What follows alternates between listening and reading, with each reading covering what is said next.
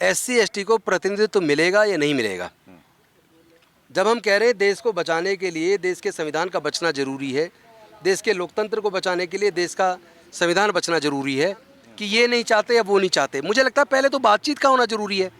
उसके बाद ये तय हो कि किसको क्या मिलना चाहिए, किसका। ईगो में तो बड़े बड़े राजा महाराजा बर्बाद हो गए, ईगो में रहेंगे तो सब खत्म हो जाएगा, ना आप बचोगे और इस बीच जो समाज का नुकसान होगा उसकी भरपाई कभी हो नहीं पाएगी। जो संविधान की रक्षा के लिए, जो देश के लोकतंत्र की रक्षा के लिए, जो दलित पिछड़े आदिवासी अल्पसंख्यक के हक अधिकार को सुनिश्चित करने के लिए एकजुटता के लिए तैयार नहीं है, जो उसमें बाधा बनेगा उनको एक्सपोज किया जाएगा। ऐसे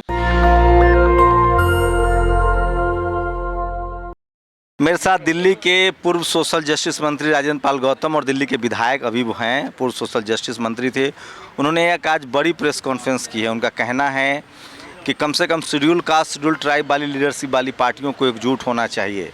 ऐसे वक्त में जब एनडीए के खिलाफ एक बड़ा गठबंधन बन रहा है, जिसमें वो तमाम पार्टियां हैं जो ओबीसी लीडरशिप वाली पार्टियां हैं, चाहे डीएमके हो, जेडीयू हो, आरजेडी हो, सपा हो, इन पार्टियों का रिप्रेजेंटेशन दिख रहा है। आम आदमी पार्टी भी उस बैठक में थी, कांग्रेस भी उसमें थी, लेकिन सवाल वही है कि शेड्यूल कास्ट के रूप में कोई नेता नहीं था वहाँ। कांग्रेस के अध्यक्ष थे जो शेड्यूल कास्ट कम्युनिटी से आते हैं, लेकिन शेड्यूल कास्ट लीडरशिप वाली पार्टियाँ नहीं थी, ट्राइबल लीडरशिप वाली पार्टियाँ नहीं थी। क्या क्या कहेंगे, क्या इसलिए आप लोग को उस गठबंधन से आपत्ति है कि उसमें बसपा या बहुजन अघाड़ी मोर्चा या चंद्रशेखर आज़ाद जैसे संगठन के पार्टी के लोग नहीं थे? नहीं, मेरा सीधा सा मतलब है कि एससी एसटी को प्रतिनिधित्व मिलेगा या नहीं मिलेगा। जब हम कह रहे हैं देश को बचाने के लिए देश के संविधान का बचना जरूरी है, देश के लोकतंत्र को बचाने के लिए देश का संविधान बचना जरूरी है, और उसके लिए जो एक तानाशाह पार्टी केंद्र में है और वो देश के संविधान को ख़त्म करने की साजिश कर रही है, वो चारों पूरे देश में धर्म के नाम पे एक नफरत का वातावरण पैदा कर रही है, जातीय हिंसा हो रही है और उस पर चुप्पियाँ साधे रहती है।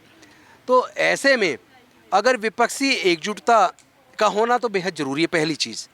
लेकिन उस विपक्षी एकजुटता में अगर दलितों को, पिछड़ों को, आदिवासियों को, अल्पसंख्यकों को अगर भागीदारी नहीं मिलती है तो वो एकजुटता किसी काम की नहीं है। के तो 2-3 पार्टियां थी सर, सपा है, आरजेडी है, जेडीयू है, डीएमके है। शेड्यूल दलितों आदिवासियों की भी तो शेड्यूल कास्ट लीडरशिप वाली मायावती जी पहले कह चुकी है कि मैं अकेले चुनाव लड़ूंगी। चंद्रशेखर आज़ाद अकेले लड़के कुछ होने वाला नहीं है। अब समय आ गया है देश को बचाने के लिए इस एकजुटता को बनाना और मजबूत करना सबके लिए बेहद ज़रूरी है, केवल बहन जी की बात नहीं है। लेकिन सवाल है सर कि जहाँ जहाँ कांग्रेस मजबूत है, एमपी, छत्तीसगढ़, राजस्थान, वो नहीं चाहती है कि रीजनल फोर्सेस के साथ गठबंधन करे। कांग्रेस वहाँ तो गठबंधन चाहती है, देखिए जहाँ उसकी औकात नहीं है। जब तक बातचीत ना हो तब तक ये कह देना कि ये नहीं चाहते या वो नहीं चाहते, मुझे लगता है पहले तो बातचीत का होना जरूरी है।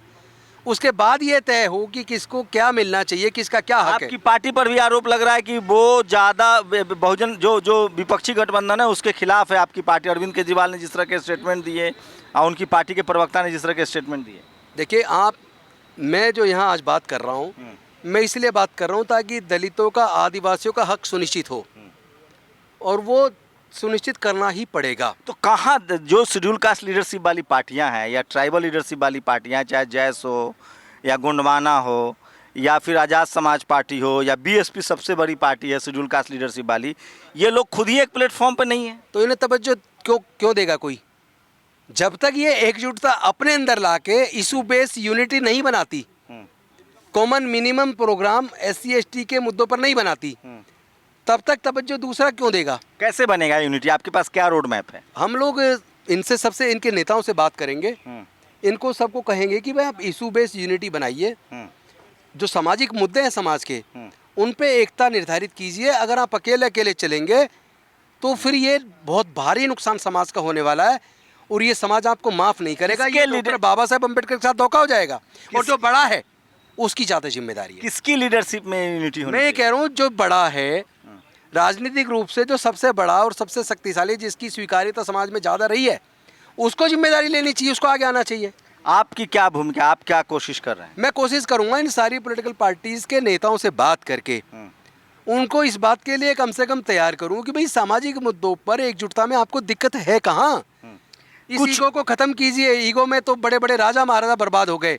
ईगो में रहेंगे तो सब खत्म हो जाएगा, ना आप बचोगे, और इस बीच जो समाज का नुकसान होगा उसकी भरपाई कभी हो नहीं पाएगी। चिराग पासवान की भी एक बड़ी पार्टी है बिहार में, वो बीजेपी के करीब जाते हुए दिख रहे हैं, वो भी शेड्यूल कास्ट लीडरशिप वाली पार्टी है। ये समाज को देखना है, कौन लोग हैं जो सामाजिक मुद्दे पर एकजुटता के लिए तैयार हैं, कौन लोग हैं जो संविधान को बचाने के लिए तैयार हैं, कौन लोग हैं जो धार्मिक रूप से नफरत पैदा करने वाले के साथ हैं।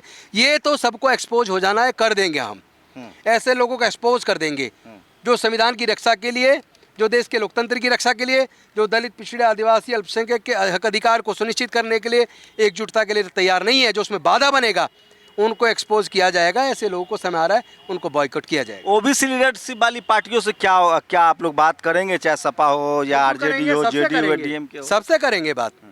और जो विपक्ष के खिलाफ है सवर्ण लीडरशिप वाली पार्टियां, ममता है, नवीन पटनायक हैं, या फिर कांग्रेस भी है। देखिए, मेरी प्राथमिकता में पहले जो दलित आदिवासी पार्टियां हैं, पहले उनको इशू बेस उनकी यूनिटी बन जाए, उसके बाद हम जो बाकी पार्टियां फिर उनसे भी बात करेंगे। लेकिन अगर यहाँ एकजुटता नहीं होती, यहाँ मुद्दे डिसाइड नहीं होते किस मुद्दे पे हम एकजुटता करें, या इस विपक्ष के एकजुटता में हमारी क्या हिस्सेदारी होनी चाहिए, हमारे कौन से मुद्दे जो शामिल होने चाहिए, अगर वो मुद्दे हम शामिल नहीं करा पाते तो फिर इस एकजुटता का फ़ायदा क्या है।